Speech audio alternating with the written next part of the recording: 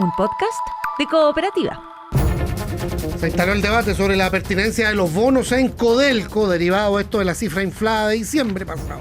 Fiscal regional de O'Higgins indagará presuntas irregularidades. Su análisis es incompleto. En Cooperativa, Nicolás Grau responde a Quirós y niega un error de cálculo en la deuda fiscal proyectada al 2030. El Partido Nacional Libertario anuncia acusación constitucional contra el exministro. El informe de Finanzas Públicas agita la negociación del proyecto misceláneo. En paralelo, Camila Vallejo arremete contra la moneda por los cambios tributarios y su promesa de seguridad. Investigan hallazgo de un cadáver calcinado en la ruta 68 en Curacaví. En Puente Alto, delincuentes huyeron con una guagua en el asiento trasero en un portonazo frustrado. Decenas de réplicas en Calama, donde incluso suspendieron las clases hoy después del temblor de 6,9 grados de magnitud. Hay algunos daños, rodados, cortes de luz todavía. Comienza una nueva convocatoria para el subsidio eléctrico. Busca beneficiar a 1.700.000 hogares. En el exterior postergan interrogatorio de Rodríguez Zapatero en causa de corrupción en España. Irán dice que Washington rompió la tregua y amenaza con responder. Y en el deporte, una buena y una mala en Roland Garros. La Católica no podrá contar con Rosell en la Bombonera. Esta noche, Coquimbo cierra su histórica fase de grupos en Cooperativa Deportes. Estás escuchando el podcast de El Diario de Cooperativa. Una presentación de cooperativapodcast.cl.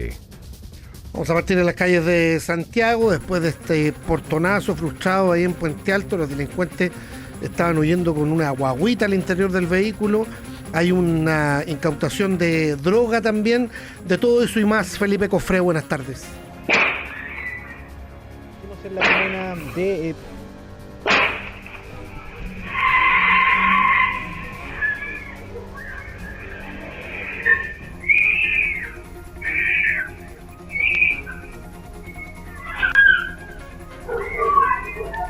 escuchábamos ahí, ¿cómo están? Muy buenas tardes, los minutos de terror que vivió una madre al ver que delincuentes se llevaban a su hija de tan solo 4 meses de vida. Esto ocurrió en Puente Alto, en calle Todos los Santos con Nilahue, lugar donde la mujer llegaba en su vehículo a la casa de su suegra. Fue interceptada por un grupo de delincuentes que la golpearon, incluso dispararon al aire para obligarla a bajar de su auto. En el audio ambiente de estas cámaras de vigilancia se escuchaban 3 disparos al aire que efectuaron estos antisociales que huyeron con el vehículo sin saber que en el asiento trasero se encontraba esta guagua.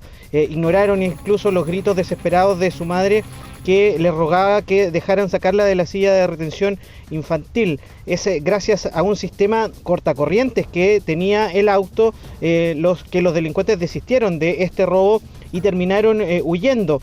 Vecinos afirman que la misma banda intentó realizar el mismo delito en varias ocasiones. Vamos a escuchar el relato de uno de los testigos de este hecho. Escuchamos unos balazos y un acelerón de auto. Ahí salimos todos los vecinos del pasaje y los del pasaje de abajo también. Y escuchamos que la vecina estaba llorando, diciendo que se habían llevado a su hija, que era una niña, que tenía solo 4 meses.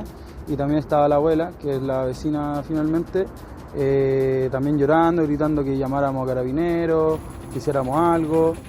Claro, ahí la voz del testigo de este hecho que da cuenta precisamente de los minutos de terror que vivió esta mujer en la comuna de Puente Alto. Cambiamos de tema, hablamos del Plan Cannabis Rural Operativo Antidrogas de Carabineros que duró 7 meses y que permitió la incautación de más de 3 toneladas de marihuana elaborada y cerca de 400.000 plantas de cannabis incautadas. Esto en 6 regiones del país, entre Coquimbo y el Biobío. La droga tiene un avalúo de cerca de 5.000 millones de pesos, dijo el general director de Carabineros, Marcelo Araya.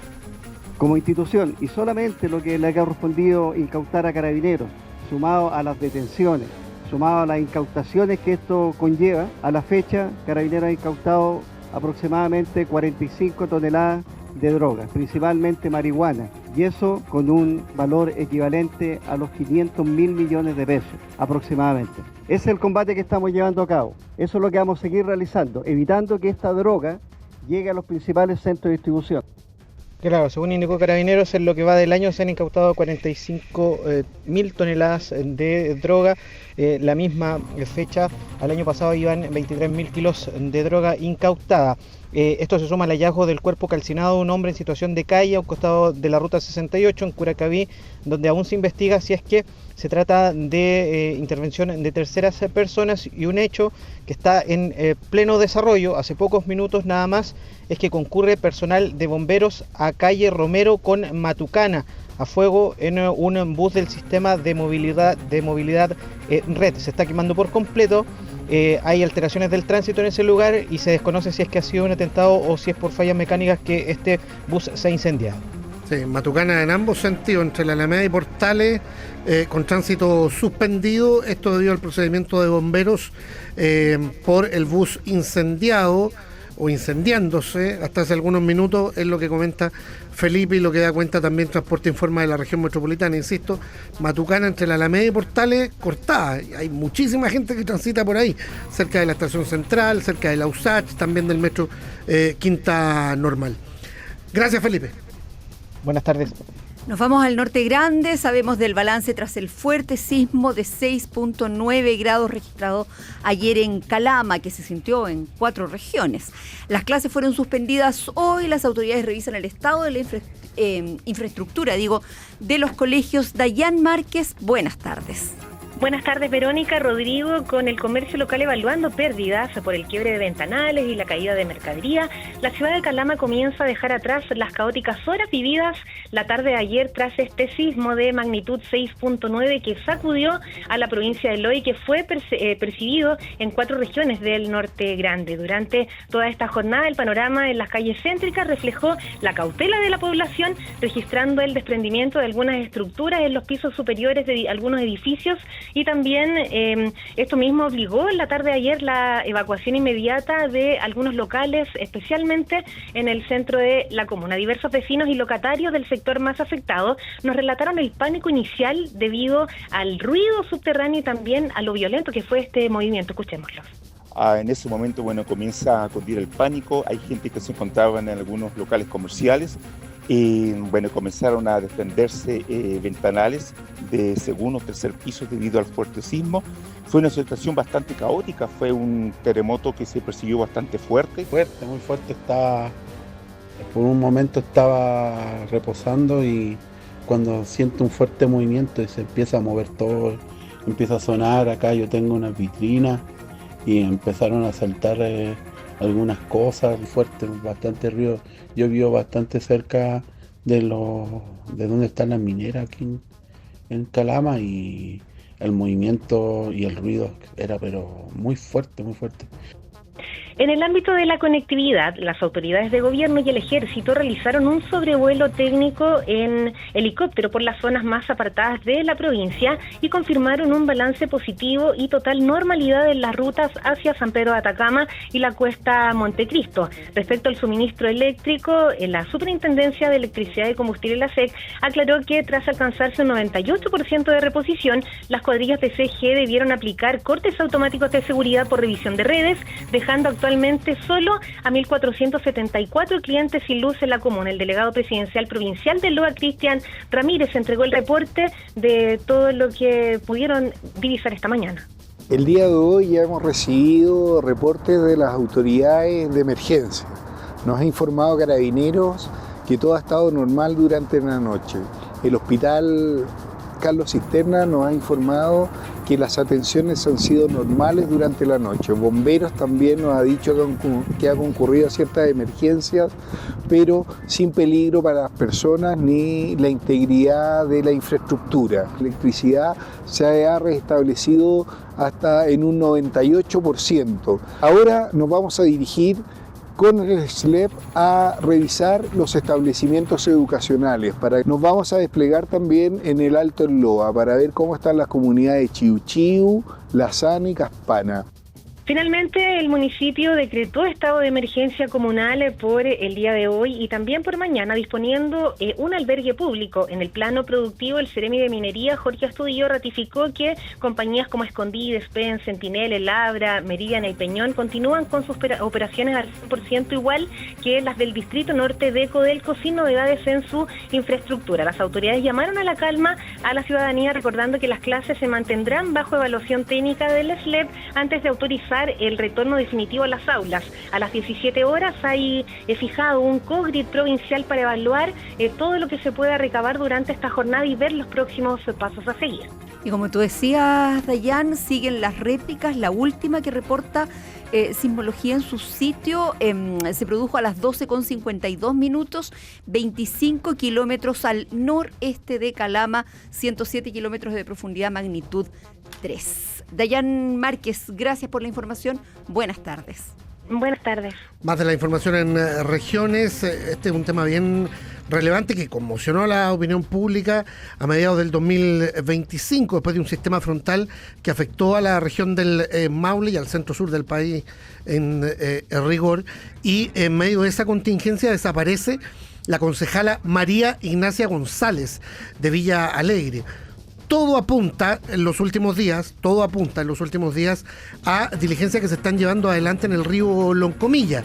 Había harta especulación respecto a algún hallazgo allí. Bueno, en las últimas horas el fiscal regional del Maule, Julio Contardo, ha confirmado que fue encontrada la placa patente del automóvil de la autoridad municipal. La placa patente fue encontrada por un buzo de la Policía Civil la semana pasada. Son dichos del Ministerio Público a propósito del extravío de esta persona desde hace ya más de un año, ¿no? Un año y medio en la práctica y un poquito más. La patente corresponde con la patente delantera del vehículo de la concejala, son palabras del fiscal. Conseguimos el apoyo de la Delegación Regional y la Seremía de Obras Públicas para contar con maquinaria necesaria para excavar en las proximidades de este lugar. Eso se sigue haciendo y es allí donde hay novedades con esta patente, descartando, al menos hasta ahora por parte de la Fiscalía, otros hallazgos. Se había especulado de un parachoque y otras partes del vehículo. Por ahora eso no está confirmado, pero apareció la patente del vehículo y van a seguir seguramente en la búsqueda de María Ignacia González, la concejala desaparecida desde junio del 2025 aquí.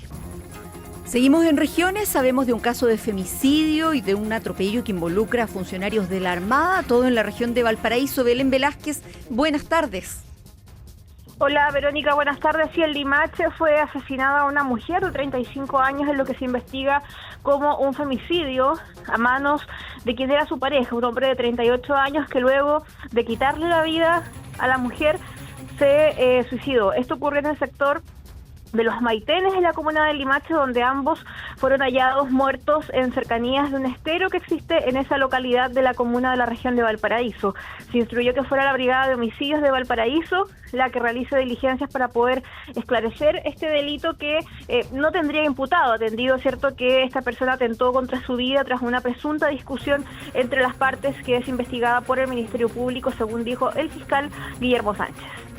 En el lugar de los hechos se estableció que la víctima de sexo femenino presentaba lesiones con un elemento contundente, al parecer una piedra, en la región frontal del cráneo, y además presentaba una herida profunda en la zona cervical. Hay versiones preliminares que hablan de una situación de una discusión que se habría producido en el lugar, cual el imputado o presunto imputado en este caso habría agredido a la víctima de sexo femenino, le habría dado muerte y con posterioridad se habría quitado la vida. Sí, son diligencias que se mantienen en curso para esclarecer este crimen en Limache, un femicidio con posterior suicidio que involucra a una pareja con hijos en común, cuyas diligencias están a cargo de la Brigada de Homicidios de la PDI Valparaíso. En la comuna de Valparaíso, además, se investiga un fatal atropello en la avenida España que ocurrió esta mañana a primera hora, donde un marino, un cabo primero de la Armada, que conducía su vehículo en dirección a Valparaíso hacia precisamente su lugar de trabajo, atropelló y dio muerte a un peatón que resultó ser un cabo segundo de la Armada que caminaba por esta arteria. Son diligencias que están a cargo de la CIAT de Valparaíso y respecto de ello se refirió el teniente Ricardo Cubielo. Posición del turno, instrucción y flagrancia de la Fiscalía Regional, quien solicitó la concurrencia de este equipo hasta la calzada de Avenida España, próxima a calle Pellé, sector urbano de la comuna de Viña del Mar, con la finalidad de investigar un siniestro vial de tipo atropello, con participación de un automóvil y un peatón. Como institución empatizamos con el sensible fallecimiento de este último, quien a raíz de la gravedad de sus lesiones fallece en el lugar de los hechos, a raíz de lo cual se realizaron las pericias previas y técnicas de nuestra especialidad, determinando así una dinámica y causa basal del mismo. Hace un llamado a que los peatones realicen los cruces de la calzada por los lugares totalmente habilitados para tal efecto, con la finalidad de disminuir y evitar todo riesgo de accidente. Sí, a propósito de este atropello con resultado de muerte que involucra a 2 cabos de la Armada, la institución indicó que en paralelo a la investigación que ya realiza Carabineros en coordinación con la Fiscalía, se instruyó de inmediato además una investigación interna respecto de estos hechos protagonizados por 2 uniformados hoy día y quien tiene la calidad de imputado, quien iba manejando este vehículo, se confirmó que quedó en libertad, pero apercibido ante el Ministerio Público. La información la tenemos desde la región de Valparaíso con Belén Velázquez. Gracias, buenas tardes, Belén. Buenas tardes. Nueva convocatoria para postular al subsidio eléctrico. El detalle lo tiene Gloria Gutiérrez. Buenas tardes. ¿Qué tal, Rodrigo? Buenas tardes. Sí, desde hoy martes 26 de mayo hasta el próximo viernes 5 de junio se mantendrá abierta una nueva postulación al subsidio eléctrico en el 5º y último llamado, según lo legislado en 2024, cuando vivimos en ese entonces las primeras y las fuertes alzas en el precio de la luz. Un beneficio que busca ayudar al 40% de las familias más vulnerables del Registro Social de Hogares, en donde quienes ya tienen esta ayuda y no han cambiado de domicilio mantendrán el subsidio ya asignado. En caso de haber cambios o de querer postular por primera vez a esto, la información debe actualizarse y hacer la postulación en subsidioeléctrico.cl. Escuchamos al respecto a la ministra de Energía, Jimena Rincón. A partir del 26 de mayo y hasta el 5 de junio se abre el proceso de repostulación, actualización para poder estar en la 5ª convocatoria del subsidio eléctrico. Necesitamos que todas las personas puedan hacer actualización de datos si se han cambiado de domicilio, porque acuérdense que esto está asociado a su número de clientes y si se cambiaron de domicilio no lo van a tener y significa un importante beneficio para las familias de nuestro país. Sí, un beneficio social que comenzó a aplicarse en 2024, luego de la tramitación en el Congreso y en donde todavía no hay definición por parte del gobierno si es que se impulsará o no una nueva legislación para continuar entregando este subsidio. Le preguntamos a algunas personas si es que reciben la ayuda. Esto contestaron al micrófono de Cooperativa. Súper bien, en mi caso se gasta bastante luz, ya y se me rebaja casi más del 50%, o sea, de 70.000 pesos bajo a 30. ¿Cómo le afectaría a usted si es que lo eliminan? Muchísimo nos afectaría. Para postular cualquier subsidio, la persona tiene que ser prácticamente indigente. Todas las personas están bajo 40% de la vulnerabilidad. Y todos los que hemos sido trabajadores y trabajé 50 años, no tengo derecho. No debieran existir los bonos como para compensar las subidas de electricidad o de lo que sea. Debieran siempre regularizarse desde otra plataforma, desde otro ámbito, ¿no es cierto? Para que las personas que lo necesitamos no tenemos por qué estar recibiendo esto. No va el problema de fondo. Un beneficio que va desde los 17.000 pesos para los hogares con un integrante hasta 31.000 pesos para hogares con 4 o más personas y que se verá reflejado en la cuenta de septiembre. Todo esto cuando conocemos las tarifas de la luz durante el próximo semestre, donde hay regiones con una variación en torno al 2%, ya sea en alza o en reducción del precio, mientras que en la región de Los Ríos y Los Lagos se espera un alza en torno al 15% del precio actual, por lo que la postulación al subsidio y poder mantener este beneficio se hace aún más importante en estas regiones del sur del país. Gracias, Gloria. Buenas tardes. Estás escuchando el podcast de El Diario de Cooperativa. Una presentación de cooperativapodcast.cl. Página económica, vamos con el informe de finanzas públicas y sus consecuencias. Gonzalo Aguirre, buenas tardes. tal? Buenas tardes. Si el Estado gasta sistemáticamente más de lo que recauda, su deuda debe crecer en una proporción coherente con ese déficit acumulado. La proyección de la deuda no reflejaba esa relación. Es parte de lo planteado desde el Ministerio de Hacienda tras la publicación del último informe de finanzas públicas, con el cual se acusó errores de consistencia por 9,6 billones de pesos, tema que ha sido abordado por el exministro de Hacienda del gobierno anterior, Nicolás Grau, anoche, poco antes de la medianoche, en la red X, y tras analizar analizar este documento. La exautoridad comentó que la proyección contenida en el informe anterior es consistente y no tiene errores de cálculo. Alude a que la deuda depende del déficit efectivo, pero también del tipo de cambio, que es el precio del dólar, de la inflación, del PIB nominal y de movimientos bajo la línea, puntos en los cuales profundizó esta mañana en conversación con el Diario de Cooperativa. Es incompleto, porque lo que ocurre, insisto, es que uno tiene que ver cómo un déficit efectivo se transforma en deuda. Y la forma en la que un déficit efectivo se transforma en deuda depende de todos esos componentes que señalé. Están en el informe de finanzas públicas el cuarto y están en la comparación que uno puede hacer con el tercero. Entonces uno puede revisar cómo cada uno de esos componentes aporta a transformar ese mayor déficit en mayor deuda, porque la deuda crece, ¿no es cierto? Lo que pasa es que no crece en la misma proporción de lo que crece el déficit efectivo, que es, insisto, lo mismo que ocurrió el 2025, por lo tanto para nadie debería ser una sorpresa. El ex titular de Hacienda añadió que no hubo una sobreestimación, la evidencia que se presenta como error no es suficiente para afirmar eso y que toda esta información está en el informe de finanzas públicas de la actual administración. Consultado por una eventual acusación constitucional en su contra, dijo que esta es una facultad de los parlamentarios, yo soy muy respetuoso de esa facultad, siempre dije lo mismo siendo ministro y por cierto ratifico esa visión no siendo ministro. Esa idea fue abordada durante la mañana por el diputado del Partido Republicano Agustín Romero, quien preside la Comisión de Hacienda de la Cámara. Esto comentó en el primer café en Cooperativa. Yo creo que aquí tienen que haber responsabilidades políticas que se van a tener que hacer valer. Es un tema que tenemos que conversarlo probablemente. Yo lo que sí creo es que probablemente una acusación constitucional contaría con los votos en la Cámara de Diputados. Eso quiero ser súper claro. No sé si seamos nosotros los que la promulgamos, no sé si sea el momento, no tengo idea, pero yo creo que en este minuto, si uno hace un sondeo con distintas fuentes de distintos partidos políticos, hoy día hay votos en la Cámara de Diputados para que prospere. Y esta acción ya ha sido confirmada por la bancada de diputados del Partido Nacional Libertario, desde donde plantearon que errores en las proyecciones de deuda y déficit fiscal constituyen una vulneración a la Ley de Administración Financiera del Estado y comprometen seriamente la credibilidad financiera del país.